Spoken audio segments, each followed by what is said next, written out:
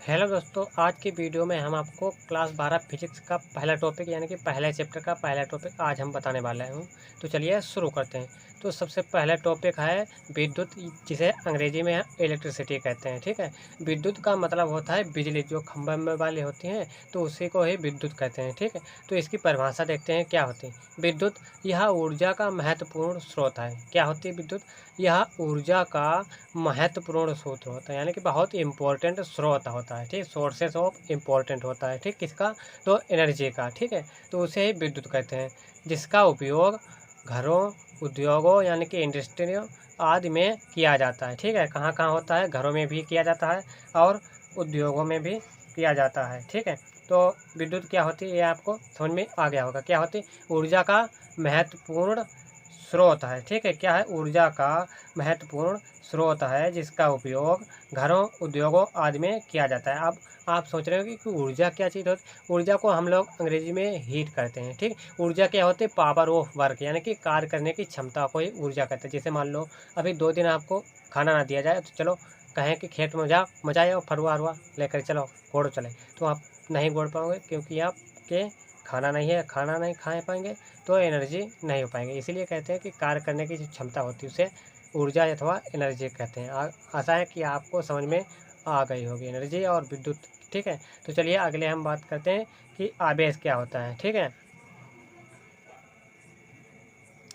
आवेश क्या होता है। मेन हेडिंग यहाँ से चालू होती है, आवेश, ये है मेन टॉपिक। ठीक है, वो तो स्टार्टिंग में हमने थोड़ा बहुत बता दिया था। ठीक, तो मेन यहाँ पर होता है आवेश का, हिंदी में कहते हैं आवेश और अंग्रेजी में कहते हैं चार्ज। चार्ज का मतलब, आवेश का मतलब होता है गुस्सा एक तरीका। जैसे मान लो कि किसी को गुस्सा आए तो वो किसी को मारने लगे, बराबर फटाफट फटाफट मारने लगे, तब तक वो मारता रहेगा जब तक कि उस पर क्या होता है? आवेश अथवा गुस्सा रहता है। ठीक है, जैसे मान लो जब तक वह मारता है तब तक उस पर आवेश रहता है। ठीक है, उसी प्रकार से जब कोई वस्तु होती है, ठीक, तो वो वह वस्तु दूसरे वस्तु से कितनी और आकर्षित होती है, यानी कि दूसरे वस्तु जो होते हैं, टुकड़े हो या वस्तु हो, कि आकर्षित होती है, तो आकर्षित होने का गुण होता है, उसे ही आवेश कहते हैं अथवा चार्ज कहते हैं। ठीक है, परिभाषा में अभी हम बताएंगे तो अभी समझ में आ जाएगा। जब तक ये आवेश रहेगा तब तक वो खींचती रहेगी वस्तु। ठीक है, और आवेश जहाँ समाप्त हो गया तो वस्तु आवेशहीन हो जाएगी। ठीक है, यानी कि उदासीन हो जाएगी, सीधे सीधे कहें। ठीक है,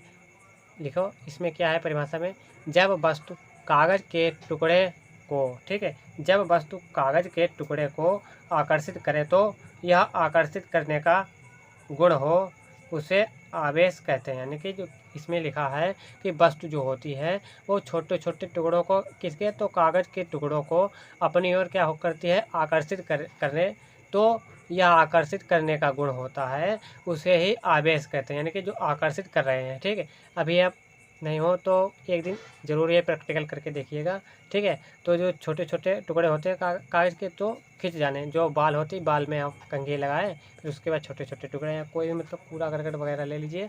ठीक है, ज़्यादा गंदा ना हो तो वो आराम से खिंच जाएगा। ये आवेश का गुण होता है, यानी कि किसी भी छोटे छोटे टुकड़े होते हैं उनको खींचने या आकर्षित करने का गुण होता है, उसे ही आवेश कहते हैं। आवेश को ई से डिनोट करते हैं, यानी कि ठीक, स्मॉल ई से डिनोट करते हैं, यानी कि व्यक्त करते हैं। ठीक, फिर देखिए यह एक भौतिक राशि है। ठीक, पॉइंट वाइज लिखेंगे क्या है।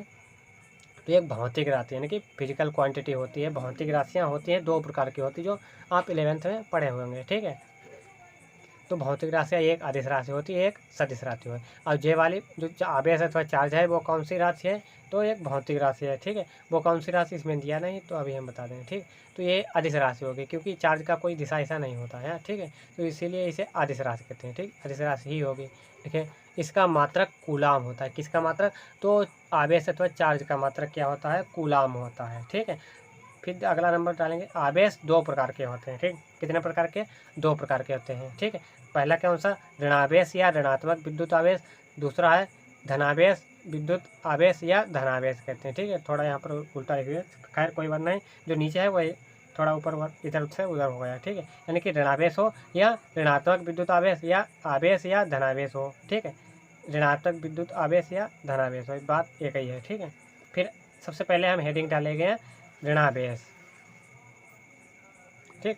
ऋणावेश क्या होता है? ऋणावेश या ऋणात्मक विद्युत आवेश कहते हैं, ठीक। या इसे अंग्रेजी में कहेंगे तो नेगेटिव चार्ज कहते हैं, ठीक। नेगेटिव चार्ज क्या होता है? नेगेटिव का मतलब होता है माइनस, जिस पर माइनस हो समझ लेना उस पर ऋणावेशित होता है। ऋणावेशित चार्ज है यानी कि ऋणावेश विद्युत आवेश है, ठीक। क्या होता है इसमें परिभाषा में लिखिए, वस्तु पर इलेक्ट्रॉन की अधिकता होती है तब वह वस्तु ऋणावेशित हो जाती है। यानी कि इस परिभाषा का मतलब होता है जब किसी वस्तु पर इलेक्ट्रॉन की अधिकता होती है तो इस इलेक्ट्रॉन की अधिकता होने के कारण ही वो ऋणावेशित हो जाते हैं, यानी कि उस पर ऋण चढ़ जाता है। क्यों चढ़ जाता है? क्योंकि इलेक्ट्रॉन की अधिकता हो जाती है, जिस पर इलेक्ट्रॉन अधिक जाएंगे वह ऋणावेशित हो जाती है, ठीक। बात समझ में आ गई? तो देखिए जैसे मान लो ये धनावेशित है, देखो ये कांच की छड़ है, ठीक है, हमने रेशम से रगड़ी है। ये कांच की छड़ है, हमने रेशम से रगड़ी है, तो रेशम से इलेक्ट्रॉन अधिकता यानी कि इलेक्ट्रॉन की अधिकता होगी किसमें? तो रेशम में इलेक्ट्रॉन की अधिकता होगी। और धना जो छड़ जो होती है, कांच की छड़ होती है, इसमें वो प्रोटॉन की अधिकता होती है, यानी कि इलेक्ट्रॉन इसमें कमी होगी, क्योंकि जो कांच की छड़ होती है उसी से इलेक्ट्रॉन किस में जाएंगे? तो रेशम में चले जाएंगे। इसीलिए जो रेशम होती है, रेशम इलेक्ट्रॉन की अधिकता ऋणावेशित होती है, यानी कि इलेक्ट्रॉन की अधिकता है इसीलिए क्या है?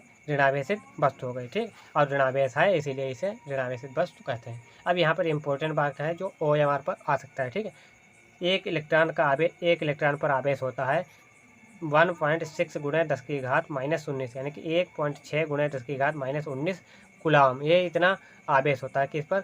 एक इलेक्ट्रॉन पर आवेश होता है। आशा करते हैं बहुत अच्छे से समझ में आ गया होगा। देखिए क्या होता है, चार्ज क्या होते हैं? जो वस्तु होती है उसके कागज के छोटे छोटे टुकड़े होते हैं, वो उनको अपनी ओर आकर्षित यानी कि आकर्षित करने का गुण होता है, उसे ही आवेश को कहते हैं, ठीक। आवेश क्या होती है? एक भौतिक राशि होती है, भौतिक राशि होती है, ठीक है। और इसका मात्रक कूलम होता है। आवेश दो प्रकार के होते हैं, ऋणावेश और धनावेश। ऋणावेश क्या होता है? जिस पर इलेक्ट्रॉन की अधिकता होती है, इसी के कारण इलेक्ट्रॉन अधिक हो जाते हैं, इसीलिए वस्तु क्या होती है? ऋणावेशित हो जाती है, ठीक। फिर अब हम देखेंगे आगे धनावेश, ठीक है। तो अब हम आपको धनावेश अथवा पॉजिटिव चार्ज के बारे में बताएंगे, या धनात्मक विद्युत आवेश या पॉजिटिव चार्ज के बारे में बताएंगे। बहुत अच्छे से समझ में आ गया होगा, ठीक। आया हो तो लाइक करिए, नए हो तो चैनल को सब्सक्राइब जरूर करिएगा, क्योंकि इस चैनल पर आपको फिजिक्स, केमिस्ट्री और बायोलॉजी के वीडियो जरूर मिलेंगे, ठीक है। देखिए जिस वस्तु से इलेक्ट्रॉन की कमी होती है, यानी कि जिस वस्तु से इलेक्ट्रॉन की कमी होती है उस पर क्या होता है? उसे धनावेशित वस्तु कहते हैं। और उस पर कौन सा आवेश आ जाता है? तो धनावेश आ जाता है। हमने दो बातें कही, एक धनावेश होता है, एक ऋणावेश होता है, ठीक। जिससे इलेक्ट्रॉन निकलते, जैसे मान लो ये वस्तु है, ठीक, एक ये वस्तु है और एक ये वस्तु है, ठीक। तो इससे इलेक्ट्रॉन क्या होता है? इससे इलेक्ट्रॉन इस पर निकलते हैं, ठीक। इलेक्ट्रॉन इससे इस पर जाते हैं, ठीक, इससे निकलते हैं और इस पर जाते हैं, तो ये वस्तु क्या होती है? इलेक्ट्रॉन अधिक आ जाएंगे इस पर, तो ये ऋणावेशित हो जाती है, ऋणावेशित हो जाती है, ऋणावेशित हो जाती है। और इस पर इलेक्ट्रॉन की कमी हो गई तो यानी कि इस पर केवल प्लस चार्ज होंगे। प्लस माने होता है प्रोटॉन होता है, तो इसलिए इसे धनावेश कहते हैं, धनावेश कहते हैं। और ये वस्तु कैसे हो जाएगी? धनावेशित हो जाएगी। अब आप इलेक्ट्रॉन की कमी होती है तो माइनस निकल जाएंगे, तो बचेगा क्या? प्रोटॉन, यानी कि केवल प्लस प्लस चार्ज बचेंगे, तो ये वस्तु कैसे होगी? धनावेशित वस्तु हो जाएगी, ठीक है। तो अगला है, देखो फिर अगला वस्तु में क्या होती है? इलेक्ट्रॉन की अधिकता होगी, यानी कि इलेक्ट्रॉन अधिक होंगे, रह क्या जाएंगे? प्रोटॉन रह जाएंगे। प्रोटॉन पता नहीं कहाँ चले जाए, तो इलेक्ट्रॉन की अधिकता हो जाएगी, तो वस्तु क्या होगी? ऋणावेशित हो जाएगी। आशा करते हैं कि ये वीडियो आपको बहुत अच्छे से समझ में आ गया होगा। आया हो तो लाइक करिए, नए हो तो चैनल को सब्सक्राइब जरूर करिए, और इसी तरीके की वीडियो पाने के लिए मेरे चैनल को सब्सक्राइब जरूर करिएगा और साथ में शेयर भी करिए। चलिए, धन्यवाद।